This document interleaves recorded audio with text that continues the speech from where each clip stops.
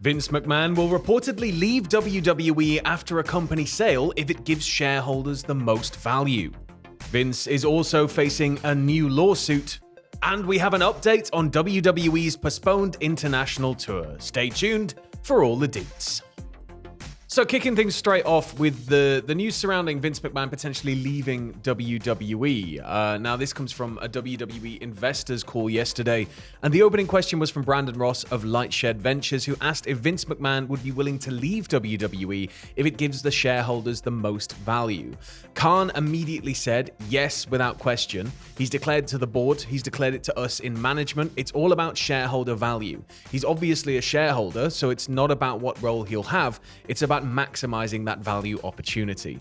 Khan said that with any potential buyer, they're looking for someone in the media business, someone that understands the media business, knows the WWE product and intellectual property, and who can accelerate the business, not just a company with deep pockets. And I think that's that final line there is a big takeaway there for WWE fans. I think that's quite reassuring. Yeah, I think it's quite nice, isn't it? Yeah. It's really good to hear that they're looking for people that get what WWE do. I think a lot of viewers are concerned about WWE massively changing when it is inevitably eventually taken over. So that's reassuring to hear. As for Vince, it totally depends who buys it, right? But there are various potential buyers that if they were to purchase WWE, probably wouldn't want Vince with his boatload of allegations behind him, perhaps being on the board. I don't think, maybe he's got other passions. Do you know what I mean? Me just feels that this may be just a way for the sale to be quite definitive, for the sale to be, it was Vince who sold it. It was Vince who kind of was there and handed, those keys over or whatever, and it's sort of, that's it. It's a very clean line break. Big headline, Vince has walked away completely. That's it, not involved anymore. Yep.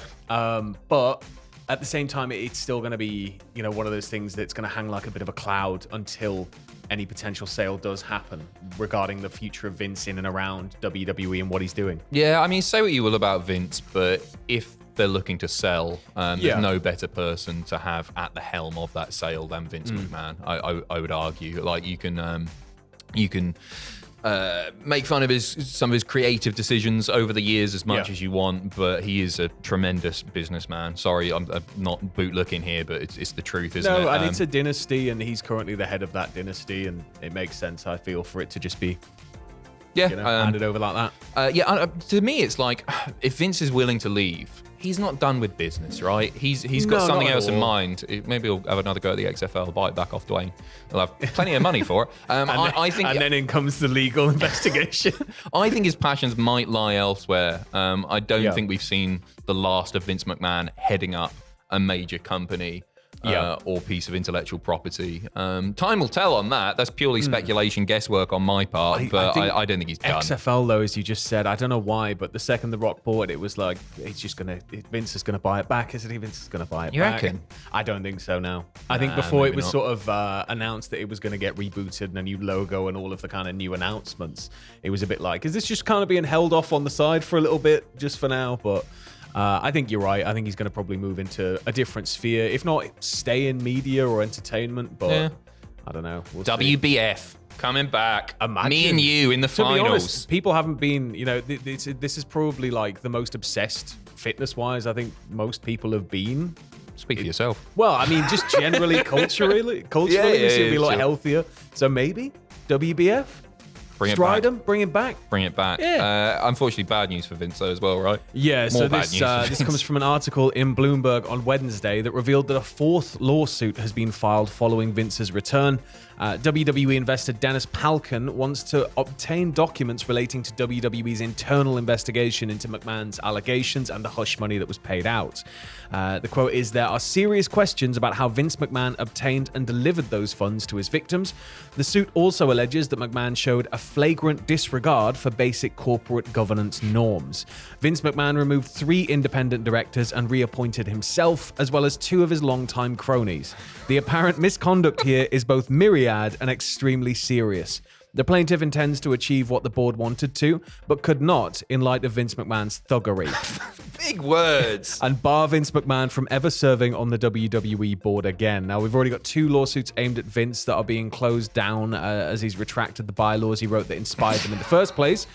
Some are still outstanding as they pertain to Vince McMahon's allegations, and Vince just thinks everything is wrestling, isn't it? Once you get into the world of wrestling, you kind of look at everything as being wrestling. It's carny as hell, isn't it? Yeah, and I really think that... But once, I imagine Vince just lives life like it's wrestling. So I'm just going to do what I want. This is what Vince would do.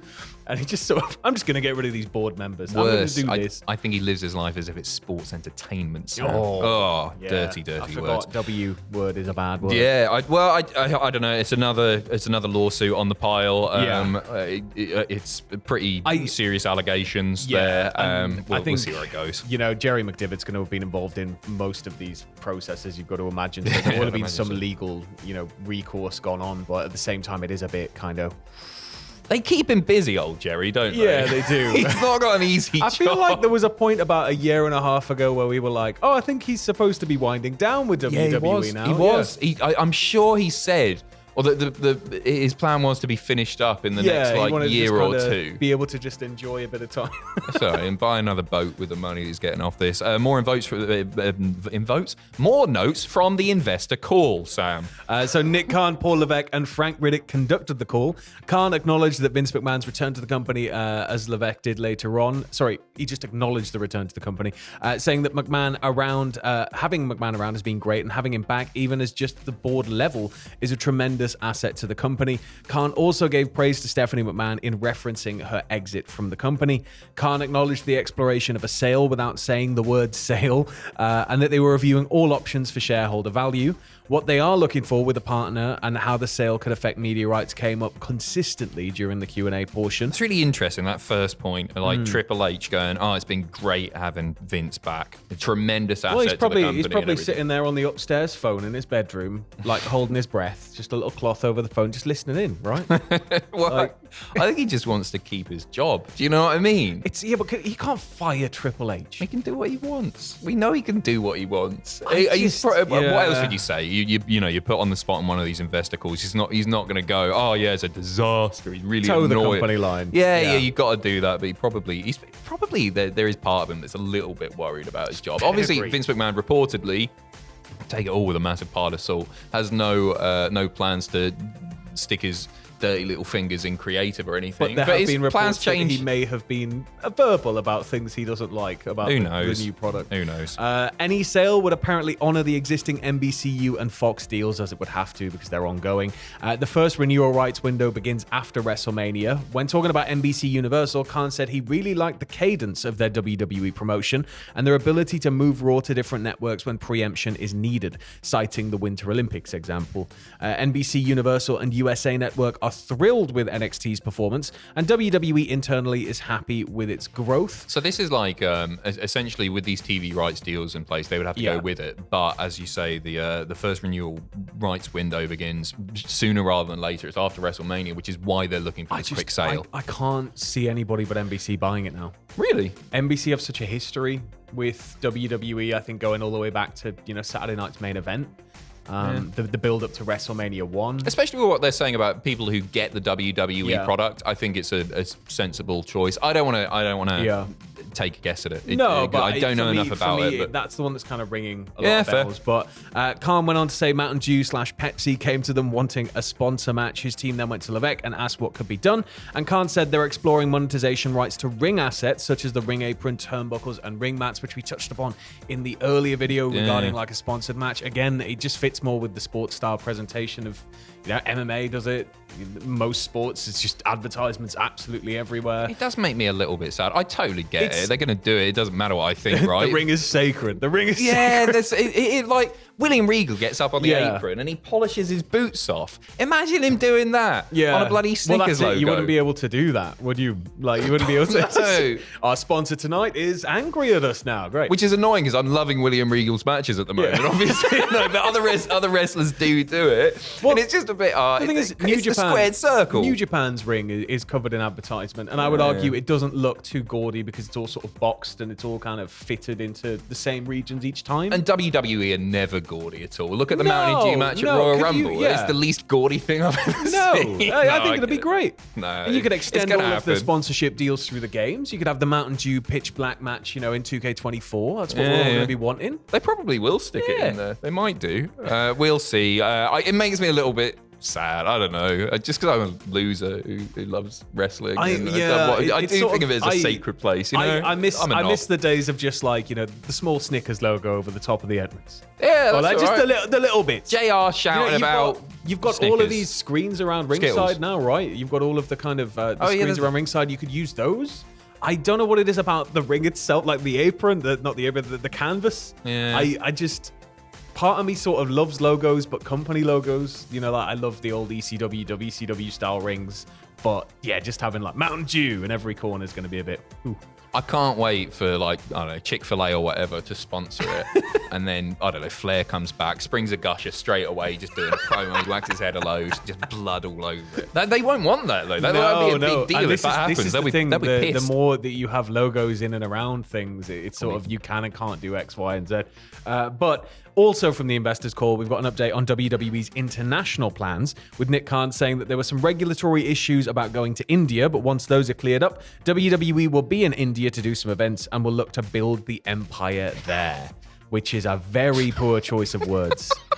A very poor choice of words. Just a touch. Just a little bit. Yeah, sure. Okay. Well, I mean, they ran that show, a couple of years ago now. Yeah. It's a massive market to tap into. They're continuing to try to do so I imagine. They've lost Jeff Jarrett, though, and he's the key to it. Is he? AEW is going to be the one. Ring King, man. Oh, God, yeah.